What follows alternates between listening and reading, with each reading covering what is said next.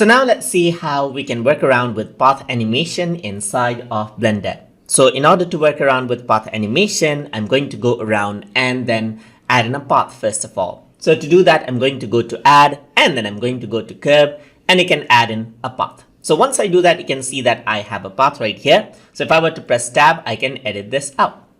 I can go around, press D and then change around the path according to how I like. And you can see that there's the curve right here, which is the path.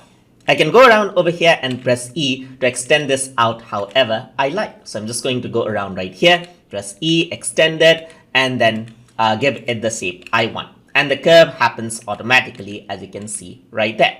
So once I'm happy with the result, I can go ahead and press tab on my keyboard and you can see that this is my path.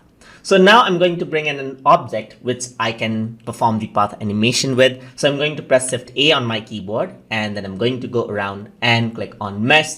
And let's go around and select the cylinder. So in order to work around with the path animation, first of all, let me just place the cylinder over here in the beginning. And I'm going to select the cylinder and the path right here.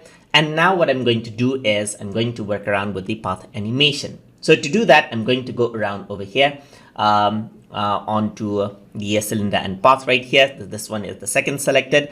I can go around and press Ctrl P on my keyboard and then I can click on follow path. So once I do that, the path animation is applied. And if I were to press the play button, you can see that this is the path. It actually goes around the path right there.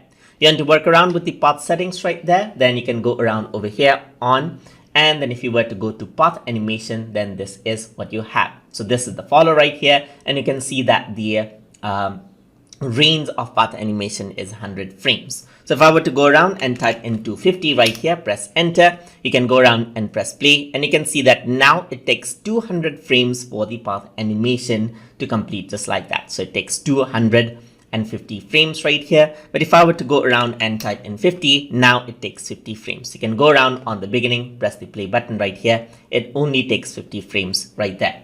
And that is how you can work around with the path animation inside of Blender. So hope you guys learned something as always.